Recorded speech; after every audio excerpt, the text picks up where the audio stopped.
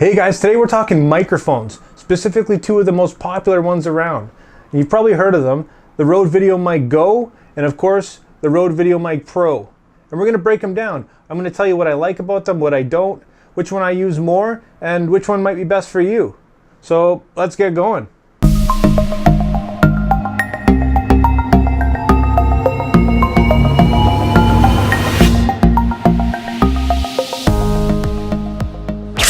So what do you do, guys? Do you Go or do you Pro? And that's what we're here to find out. We're going to break these guys down. We're going to look at some of the features that stand out on both and which one might be better for you. And here's the specs as they would appear on the box or on the website, just to give you kind of a general overview of what to expect. And let's jump right in and look at size. Look at the size of them. And size-wise, they're pretty close. They're very reasonably sized, 6.5 inches long, and between 3 and 3 3/4 inches tall. And they're very versatile. You can throw both of these in your bag pretty easily and kind of take them wherever you go. So as far as size is concerned, they both get a check. And next we'll look at the general build and features of these two microphones. And obviously Rode has a pretty good reputation in the industry. They've been doing it a long time. And when you pick them both up, they do feel pretty well made, although they are plastic construction. The VideoMic Pro being a bit heavier, and it is battery operated. That's one of the main differences. So that does make a big difference in the weight. The Rode Mic Go does have a detachable cable, where the Rode Mic Pro is fixed.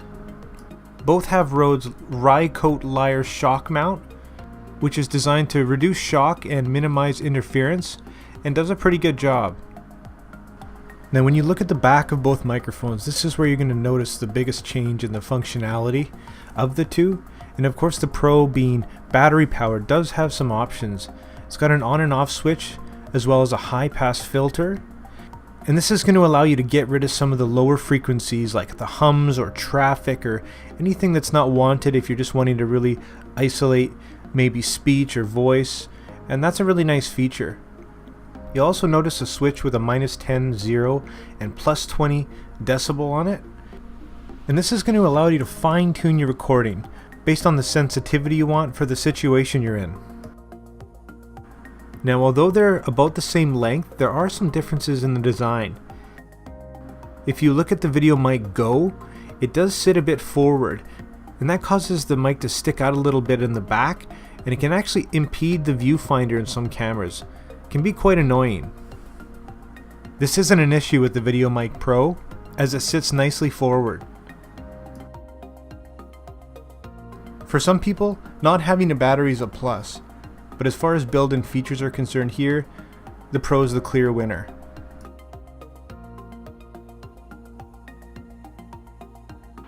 So now let's talk about what really matters, and that's performance. How do they sound? And you be the judge. Right now you're listening to the VideoMic Go. It's about 2 feet away, and by no means is this room set up for good quality sound. This should give you an idea of what it is to have a real world review of what it might sound like on an average day.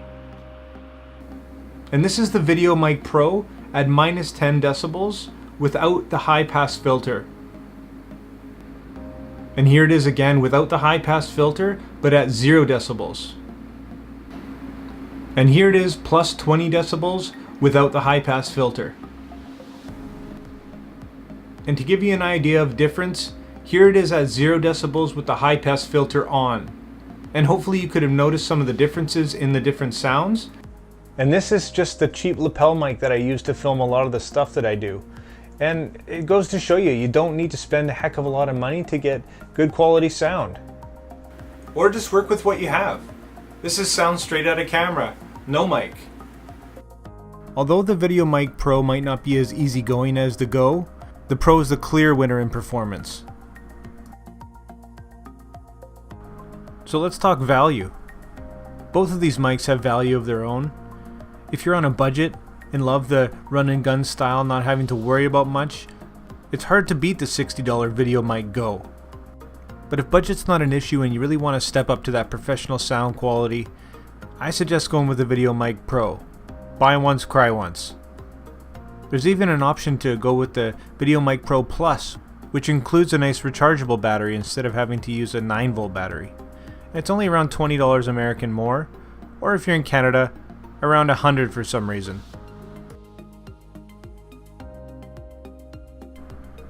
So where value is concerned, the VideoMic Go definitely has value. But the VideoMic Pro is also in a class of its own, being compared in some cases to mics that are in the thousands of dollars. They're both great in my book. So wrapping up, guys, I think that both of these microphones are a great option. This one's more plug and play, and if you want a bit more professional sound, maybe go with the Pro. But they're both not going to let you down, and if you're just getting started, if you don't have a huge budget, or if you've got no budget, consider maybe getting one of these little lapel mics. That's what you're hearing now, and it served me pretty well, never let me down. If you're curious about what I use for my voiceovers, you can see it in the back there. I use the Blue Snowball Ice microphone, and although it's not portable, it is a relatively cheap and good quality computer mic.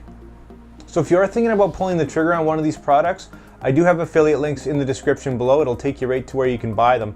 And it doesn't cost you a thing, but they do give me a little bit of a kickback, and it really helps out the channel. It's much appreciated. If you liked this video or found it useful, consider maybe giving me a like and a subscribe. Drop your questions and comments down below, and like always, guys, make mistakes, be yourself, and get out there and take some pictures. See you in the next one.